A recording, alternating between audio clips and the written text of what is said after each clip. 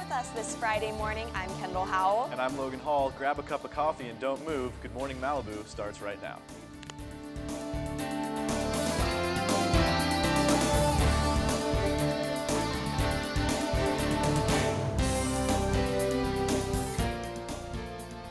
Well, happy Halloween weekend to you. Happy Halloween weekend to you, thank too. you. Do you have any fun plans for this weekend?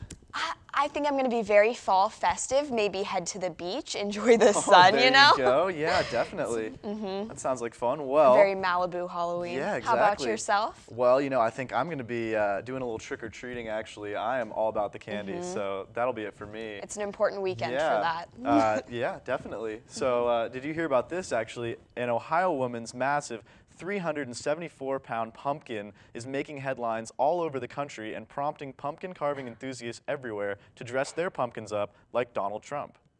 Jeanette Paris combined her artistic skills with 6 blonde wigs and a 374-pound gourd to create what she calls the Donald Trumpkin. Paris first sketched out the design on her pumpkin, then painting it on and spending hours swooping his hair to capture his signature do. The Dublin resident says that she often does this to her pumpkins and that it is not an endorsement for the Trump campaign. Obama recently praised a D.C. cop for doing her job while still getting her dance on. A cop was breaking up a fight between 2 groups of teenagers when a dance-off broke out between the cop and 17-year-old Aaliyah Taylor. The cop was telling the teenagers to disperse when Taylor walked straight up to the officer while doing the nay-nay. The cop replied that she could do better, and so the battle began. Obama commended the officer over Twitter for having fun while still keeping the community safe. That is just a great story. I know. Well, Kendall, how are your nay-nay skills? You know, I can't say that they're too great. I've never attempted it, Really? actually. Yeah. Wow. And I don't know if right now will be the first time, to be honest. That's too bad. Maybe next week, in the future. All right. Well, this past Wednesday, Pepperdine unveiled its new plans for the Institute of Entertainment, Media, and Culture at the Next Wave event at Walt Disney Studios. Creative Director Craig Detweiler and new Executive Director John Mooney introduced an MFA in film production coming next fall, along with classes at the law school focusing on the entertainment industry. These new additions to the Institute of Entertainment, Media, and Culture are getting lots of attention and are considered a relaunch for the program. Adele's new song, Hello, is inspiring women to say hello to her ex-boyfriend. On Wednesday, Mary Calderella texted Adele's emotional new lyrics to her ex-boyfriend and shared the last laugh with the world by posting the results on Twitter. The ex was very confused, responding, "I think you might have the wrong Matt, and I feel like you really will regret saying this when you're sober." Adele's Hello was released Friday, and the video already broke Taylor Swift and Miley Cyrus's Vivo records. That is hilarious. I know. Yeah, are you a fan of that new song? I am. Are you? Yeah, it's good. I actually have not heard it, but I know. You'll have to hear it. I'm behind on it. Yeah, I know, I'll show definitely. it to you. Yeah. Well, now let's head over to Jackson and take a look at what's going on this weekend outside. Thanks, guys. High tides, high surf, and Santa Ana winds have led to a flash flood warning in the Malibu area. Tides along the southern coast are expected to reach a water level of 7.5 feet. During these high water levels, there is a risk of coastal flooding in the area. However, the weather is expected to clear up by the weekend. Now, the National Weather Service has issued a coastal flood warning that is effective until 2 p.m. today. Now, with these flood warnings, there is one bright side. The swells are looking pretty good this morning. Waves are between 3 and 4 feet currently. The weekend is looking pretty fair as well, with both Saturday and Sunday expected to be around 2 to 3 feet in wave size. Some waves are expected around 4 feet as well. Our next high tide is expected about 11:30 this morning. Now let's take current conditions. It is currently a high of 73 degrees here in Malibu with humidity of 21%. It should continue to warm up through the morning until about 2 o'clock. We're expected to reach our high of 84 degrees. It's a tad blustery right now with southwest winds blowing around 18 miles per hour with gusts up to 25 miles per hour. Now let's look at regional temps. Like I said, Malibu is at 73 degrees. We have Calabasas at 63. We have Thousand Oaks at 69 degrees. And finally, Santa Monica at 69 degrees, which with sun across the board. Now let's look at our 3-day forecast. We have a high of 84 degrees today with a low of 60. We have a high of 84 degrees tomorrow with a low of 61, And finally, a little bit cooler on Sunday with a high of 79 and a low of 60 degrees. Now guys, I don't know about you, but I too am going to enjoy the beach weather this week because it's going to get a little bit colder in the coming weeks. What do you think you guys are going to do? Definitely, we will definitely be hitting up the beach We'll join and you soaking there. in those last couple days of sunshine, and definitely with those swells, gonna head out and catch a few waves maybe. I don't know, sounds pretty good. I know huh? I've never been surfing before, but maybe it'll be a good time. Yeah, definitely, yeah. All right. Well, are you going to the Philippines anytime soon? Then maybe you should stay tuned to hear more from Alexis on how to keep yourself and your luggage safe. And then we'll be joined by student filmmaker David Hutchinson, who is going to tell us all about his new documentary, Made in the Streets.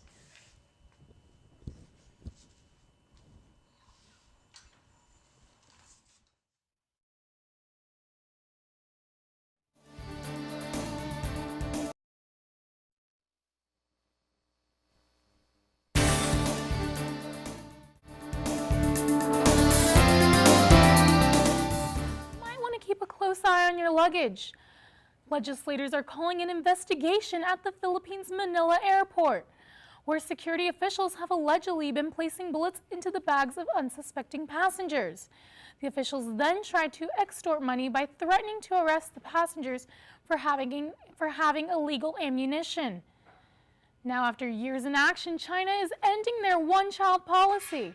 The Communist Party announced yesterday that married couples will now be able to have 2 children. The change was motivated by the fear that China's aging population will hinder their economic ascent. The change will help to increase labor supply and lessen the stress on the aging population.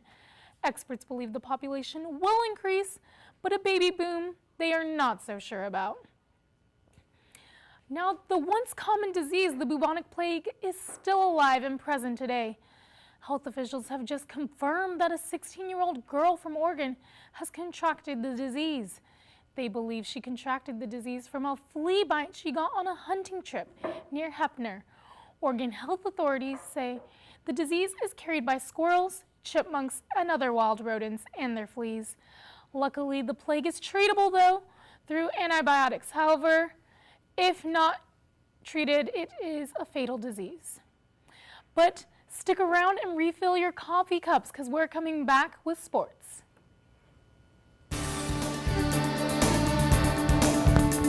That was real short.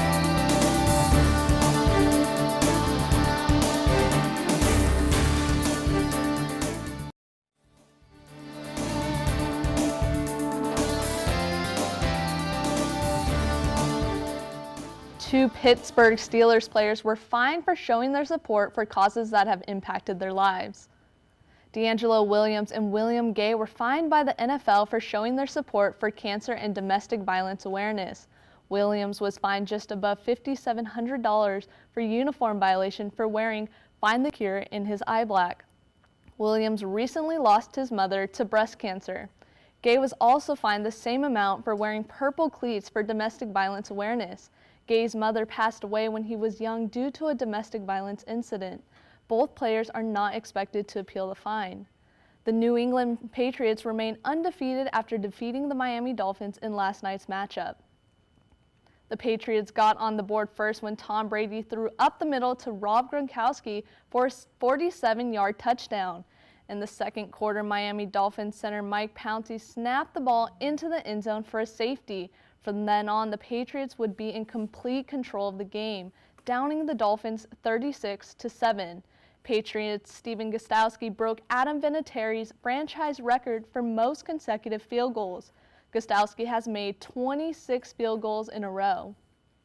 Heading from the field to the court, Pepperdine's women's volleyball team defeated Pacific on the road yesterday.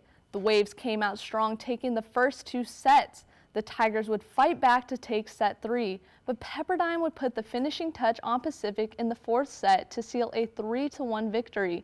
Freshman Nikki Lyons led the team with 18 kills. Women's volleyball will remain on the road this weekend, but don't worry, other Pepperdine sports will be in action at home. Women's basketball kicks off their season with a scrimmage against Bristol at Firestone Fieldhouse at 12 p.m. Men's water polo will face Pacific at 12 p.m. at Raleigh Reynolds Memorial Pool. Make sure you go out and support your Waves this weekend. That's it for this week of sports. Now we'll head over to Lauren and Kyle with the latest. Good morning. It hasn't been a great week for Justin Bieber or his believers. He recently felt the need to dip out an awkward interview, and on Thursday he even left a performance in Oslo, Norway early. While trying to clean the stage, Justin became increasingly frustrated with fans. Check it out in this video.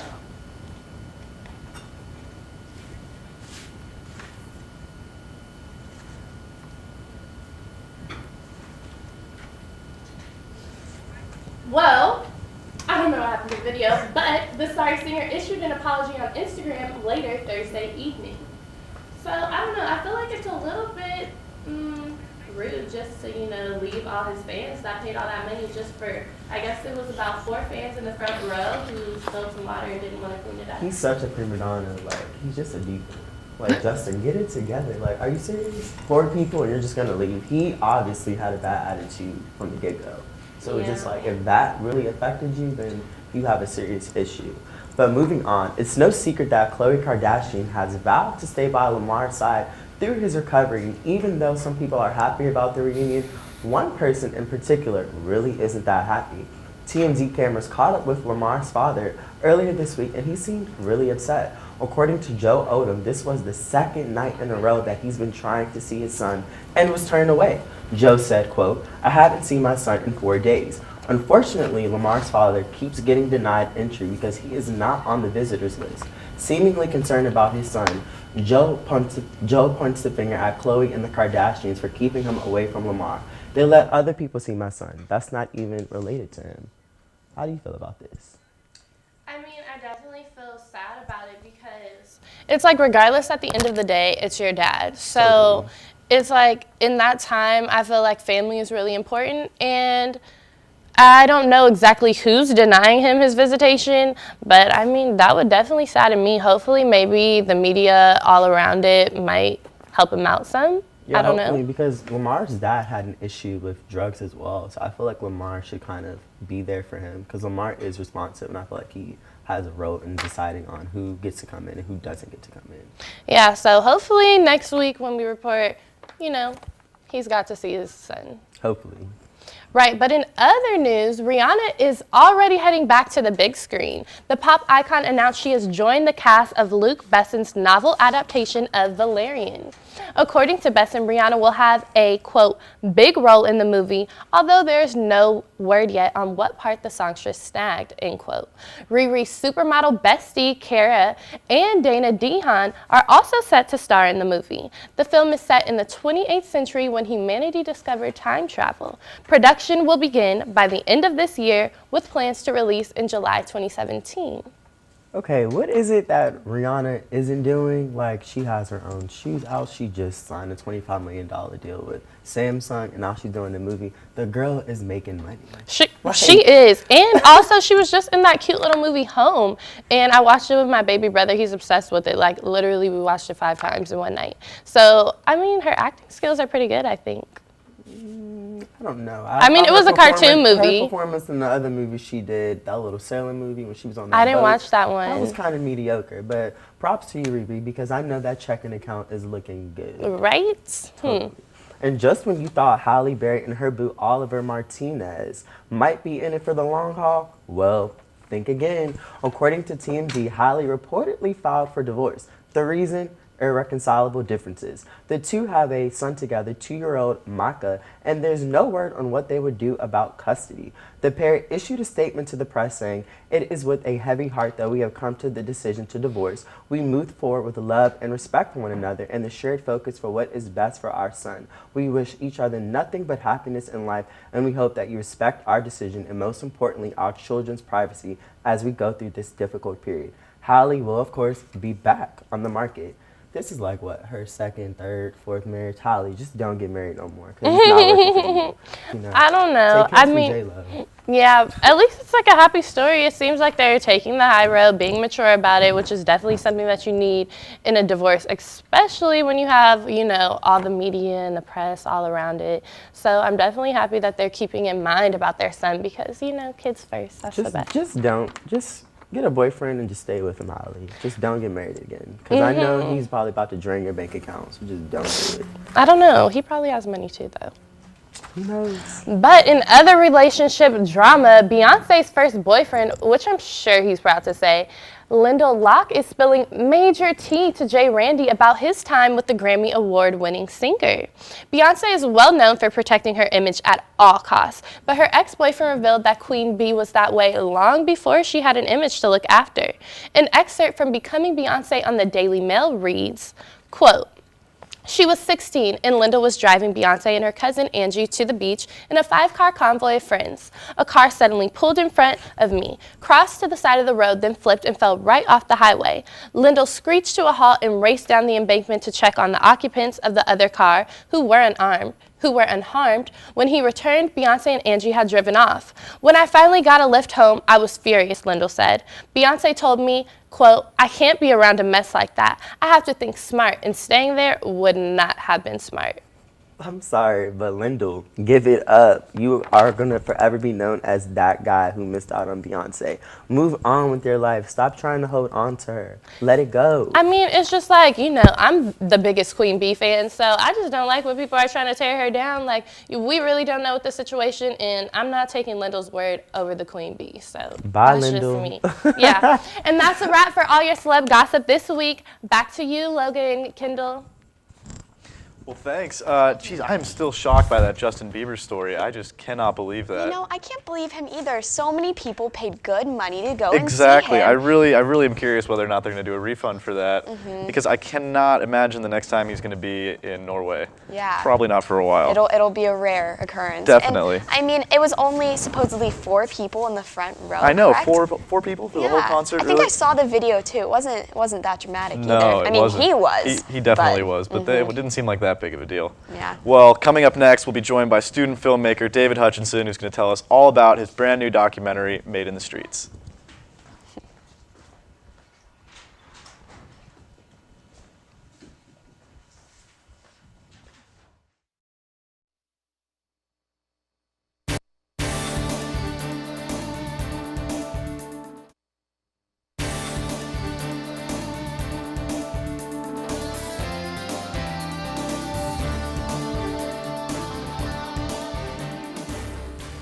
Thanks for joining us. Today we have David Hutchinson with us, a student filmmaker, and David is going to be telling us all about his new documentary, and he's going to be making a trip to Kenya for this documentary. David, so tell us about this new project that you're working on. Yeah, well, the project is basically going to be taking place over the course of 2 weeks in November. I'm leaving on November 16th, and I'll be going to an organization in Kamulu, Kenya called Made in the Streets. And that's an organization that Pepperdine's been affiliated with. And the mission of the organization is to just help provide education and care for street children who grow up living on the streets of Kenya. And so we'll be making a documentary about 3 of those children. Oh, that's so great. So, and I heard that your producer, Safina Patter, Yes. is already in Kenya right now. So what's she working on right there? Yeah, Safina is currently working as a photojournalism intern for Made in the Street. So she's been living there since she graduated in April. She's actually an alumna of Pepperdine. And she's just been taking photos and working, providing assistance in pretty much any way she can at the organization's facility in Kamulu. Awesome. So tell us a little bit about the children that you will be following around and the experience that you're planning on really getting from this project. Absolutely. Well, the goal is to really provide a platform to share, for these kids to share just their views and perspectives. We've noticed that in Western culture, when media outlets portray African cultures, a lot of times they portray them in a way that kind of tips the scales in favor of a Western audience and Western viewpoint. And so we wanted to fill that void and basically present an outlet for African children and Kenyan children, or just Africans in general, to really share their worldview and raise their own voices. So we wanted to give these kids just an opportunity to tell their stories and share their experiences. And we think that Western audiences and pretty much anybody in general can benefit from that. So we'll be following 3 of them, and the goal was to kind of get like a range of different experiences. So we're actually following an alumnus of the Made in the Streets program, a student who's currently like towards the end of the program, and then one who's just starting. Yeah. That's great. Now, I understand you've never actually been to Africa before. Nope, this is the first time. First experience for you. That's great. Yeah. So what exactly sparked the interest for you to start this project? Well, you know, it's a funny story. I've tried to make a film, like one film a year, and I just didn't really have any ideas for this particular year. So I put out just a post on Facebook saying, does anybody have like a documentary that they feel should be made? And my friend Safina, she actually reached out and said, hey, do you want to film a documentary in Kenya? Kind of as a joke, but I took it seriously and I was just like, yes, let's do it. So we started a crowdfunding campaign to help pay for it, and off we are, or off we go. So what projects have you worked on in the past? Well, one of my most recent projects was a film called Behind the Faces, and it's basically a documentary that kind of deals with the issue of loneliness on college campuses, and specifically at Pepperdine, since we're here. Awesome. So is there any way that that we can help support your new project? If you could tell us a little bit about that. Yeah, specifically. absolutely. We're currently in the process of crowdfunding for this this documentary project. Okay. And you can find us on Indiegogo. The name of the page is Made in the Streets Documentary Film. We're about halfway funded, so we definitely need to gather a bit more to cover the cost of equipment. Awesome. Well, thank you very much. All right, David, thank you. Absolutely, my pleasure. All right, guys. Thanks for waking up with us this morning, and we'll see you next Friday.